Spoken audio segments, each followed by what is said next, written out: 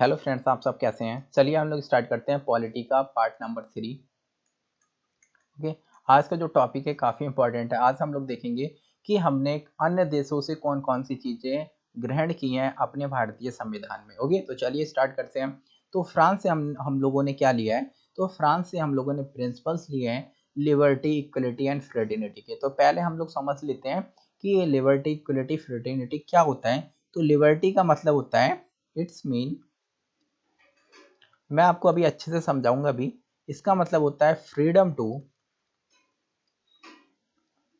To तीन चीजों का फ्रीडम होना चाहिए, तभी हम उसके लिए लिबर्टी बोलेंगे। वो तीन चीजें कौन कौन सी हैं? एक थॉट, मतलब सोचने का, थॉट। एक्सप्रेशन मतलब अभिव्यक्त करने का, एक्सप्रेशन। और एक्शन। ओके, ये तीन चीजें जब व्यक्ति को मिलेंगी तभी हम उसको लिबर्टी बोलेंगे, अदरवाइज लिबर्टी नहीं बोलेंगे। तीन चीजों की स्वतंत्रता होनी चाहिए। एक थॉट की, मतलब विचार करने की। ओके, एक्सप्रेशन अभिव्यक्त करने की।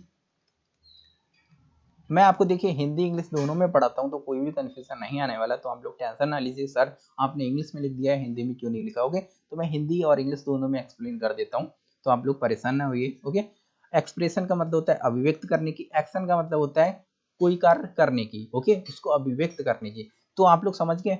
अगर आपको मानते हैं, अब देखिए ये स्वतंत्रता इनमें से एक भी हटा दी तो वो फिर लिबर्टी नहीं रह जाएगी। कैसे? अब मानते हैं कि एक्शन हटा दिया यहाँ से, तो आप सोच सकते हैं, अभिव्यक्त कर सकते हैं, लेकिन उसको कर ही नहीं सकते। तो ऐसी स्वतंत्रता का क्या फायदा। ओके, अब ये सोचिए, इसमें से मैंने अभिव्यक्ति को हटा दिया। मानते हैं आपके अंदर बहुत सारे थॉट हैं, लेकिन आप चाहते हैं कि मैं लोगों को जागरूक करूं, लेकिन आपके पास स्वतंत्र, आपने विचार कर लिया। ओके, आपने बहुत सारे विचार सोच लिए कि मैं ऐसे लोगों को मोटिवेट करूंगा। ओके, लेकिन आप उसको अभिव्यक्ति नहीं कर सकते, गवर्नमेंट ने आपको मना कर दिया। तो ये स्वतंत्रता लिबर्टी नहीं कहलाएगी, क्योंकि इसमें एक चीज की कमी है। अगर ये तीनों चीजें जब आपस में मिलती हैं तभी हम उसके लिए लिबर्टी बोलेंगे। लिबर्टी होने के लिए इन तीनों चीजों का होना आवश्यक है। जब इन तीनों चीजों का जब फ्रीडम होगा, मतलब स्वतंत्रता होगी, तभी हम इसको लिबर्टी बोलेंगे। तो लिबर्टी आप लोग समझ गए। अब इक्वलिटी क्या है? इसको बोलते हैं समानता। ओके, क्या बोलते हैं? समानता। इक्वलिटी का मतलब तो समझ ही गए आप, सभी को समान अवसर होने चाहिए, चाहे वो स्त्री हो या पुरुष हो, उसको समान अवसर मिले। ओके, चाहे गरीब हो या अमीर हो, उसको समान अवसर मिले। इक्वलिटी का मतलब है सभी रूपों में समानता, चाहे वो सामाजिक हो या फिर आर्थिक हो या फिर राजनीतिक हो। जब तीनों में समानता आएगी तो इसी के लिए हम इक्वलिटी बोलेंगे। फ्रेटर्निटी का मतलब होता है बंधुत्व, मतलब भाईचारा। ओके, भाईचारा मतलब लोगों में आपसी सहयोग हो। ऐसा नहीं है कि हम पड़ोसी को गाली दे रहे हैं। ओके, ऐसा नहीं होना चाहिए। आप एक दूसरे से भाईचारे का रिश्ता होना चाहिए, कि एक दूसरे को, ऐसा नहीं है कि अगर उसने कार खरीद ली आप लोग चल के ही मतलब परेशान होगी कि भाई उसने कार कैसे खरीद ली। वो आगे बढ़ रहा है तो आपको खुशी होनी चाहिए कि जो बंधुत्व होता है उसका विचार आना चाहिए। जब ये तीनों चीजें आएंगी तब इससे हमारे देश का भी विकास होगा। इसलिए हम लोगों ने इन तीनों चीजों को कहाँ से लिया है? फ्रांस से लिया है। अब आप लोग कैसे याद रख सकते हैं, कि हम कैसे याद रखेंगे कि भैया जो लिबर्टी, इक्वलिटी, फ्रेटर्निटी है ये हमने फ्रांस से लिया। तो इसको याद रखने की तो सबसे सिंपल तरीका, आप लोग जानते हैं फ्रांस की क्रांति सबसे ज़्यादा फेमस है।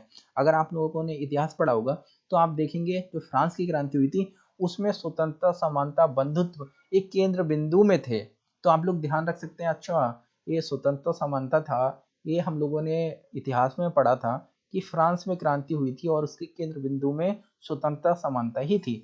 तो ये चीजें कहाँ से ली गई होंगी? फ्रांस से ली गई होंगी। तो इस तरह से आप लोग याद रख सकते हैं, या फिर और कोई ट्रिक बना सकते हैं।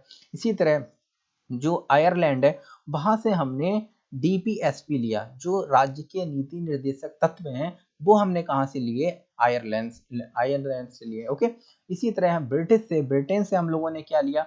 हम लोगों ने लिया सर्वाधिक मतों के आधार पर जीत का फैसला। जो पार्लियामेंट्री गवर्नमेंट होती है, ओके, वो जिसको सबसे ज्यादा वोट मिलते हैं वो जीत जाती है। तो ये वाला कॉन्सेप्ट हमने कहाँ से लिया भैया? ब्रिटेन से लिया।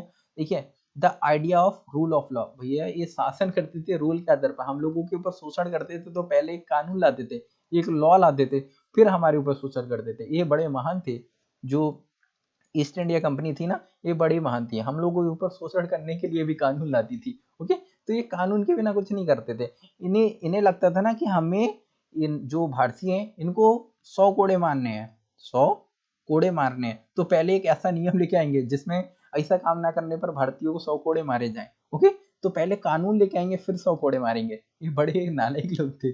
ओके, तो आप लोग समझ सकते हैं जो कानून का शासन है वो कहाँ से लिया गया है, ब्रिटेन से लिया गया, क्योंकि कानून का शासन सबसे ज्यादा वहां पर ही चलता है। ओके, इसी तरह जो हमारे यहाँ जो पार्लियामेंट है वहां पर स्पीकर, जिसको हम लोग स्पीकर या फिर, देखिए अभी 5 बज गया था तो अलार्म बोलने लगा था, मैं 5 बजे क्विज चलाता हूँ, आप लोग भी इसमें पार्टिसिपेट कर सकते हैं, अभी मैंने सेंड कर दिया है।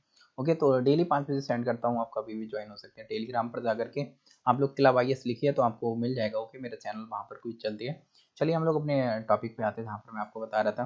तो मैं आपको बता रहा था जैसे लोकसभा और राज्यसभा है उसमें अध्यक्ष का पद होता है, वो कहाँ से लिया है हमने, वो हमने ब्रिटेन से लिया है। अध्यक्ष का पद और उसकी भूमिका, जैसे आप लोगों ने देखा होगा स्पीकर होते हैं लोकसभा और राज्यसभा में, जो राज्यसभा होती है उसमें सभापति उनको बोलते हैं, और जो लोकसभा होती है उसमें हम स्पीकर बोलते हैं या फिर अध्यक्ष बोलते हैं। ओके, तो किसी नाम से, तो उनका पद और उनकी भूमिका क्या होगी, उनके कार्य क्या होंगे, तो ये दोनों चीजें हमने कहाँ से ली है, ब्रिटेन से ली है। तो काफी सिंपल है। ओके, और जो कानून निर्माण की प्रक्रिया है वो भी हमने कहाँ से ली है, ब्रिटेन से ली है। कनाडा से हमने क्या क्या लिया है, जो कनाडा है USA के ऊपर आपको देखने को मिलेगा कनाडा, कनाडा से हमने क्वासी फेडरल सिस्टम लिया है जिसमें केंद्र की ओर झुकाव होता है। आप लोगों ने देखा होगा विशेष परिस्थितियों में और बहुत सारी परिस्थितियों में आपने देखा है कि केंद्र की ओर झुकाव बढ़ जाता है, मतलब केंद्र सशक्त हो जाता है। तो केंद्र सशक्त हो जाता है, ऐसी व्यवस्था हमने कहाँ से ली है, कनाडा से ली है। ओके, और साथ में जो अपशिष्ट शक्तियों का सिद्धांत है, रेसिडुअल पावर है, वो भी सिद्धांत हमने कहाँ से लिया है, कनाडा से लिया है। अपशिष्ट शक्तियों का मतलब क्या होता है, जैसे कुछ शक्तियां रह गई हैं उन्हें अपशिष्ट शक्तियां कहते हैं। जैसे वर्तमान में जब हमारा संविधान निर्माण हुआ था उस समय मानते हैं जो साइबर क्राइम का टॉपिक ही नहीं था, उस समय साइबर क्राइम इंटरनेट मीडिया थी ही नहीं। ओके, तो ये वाला कैसा मुद्दा है, ओके, जो इंटरनेट है स्पेस है एक कैसा मुद्दा है, ये अब क्या कहते हैं अपशिष्ट में आएगा ना। ओके, तो अपशिष्ट में जो आता है वो केंद्र की ओर अपने आप हो जाता है, हमारे यहाँ ऐसी व्यवस्था की गई है। तो अपशिष्ट शक्तियों का सिद्धांत हमने कहाँ से लिया है, कनाडा से लिया। इसी तरह USA से क्या लिया गया, क्या लिया गया है, USA से आप लोग जानते हैं वहां पर अधिकार राइट्स की बहुत बात की जाती है। तो फंडामेंटल राइट्स हैं वो हमने कहाँ पर लिए हैं, वो हमने USA से ग्रहण किए हैं। ओके, तो वहां से हम लोगों ने बहुत कुछ सीखा, वहां से इन चीजों के लिए। साथ में जो आप लोग जानते हैं USA में न्यायपालिका बहुत सशक्त है, तो हमने न्यायपालिका भी वहां से लिया, मतलब जो न्यायपालिका के पास जुडिशियल रिव्यू है। ओके, तो जुडिशियल रिव्यू का जो सिस्टम है वो हमने USA से लिया है। साथ में न्यायपालिका की जो स्वतंत्रता है वो भी हमने कहाँ से ली है, USA से ली है। तो ये सारी चीजें आपको याद रखनी है, काफी इंपॉर्टेंट है, तो आप लोग इसको याद रख सकते हैं।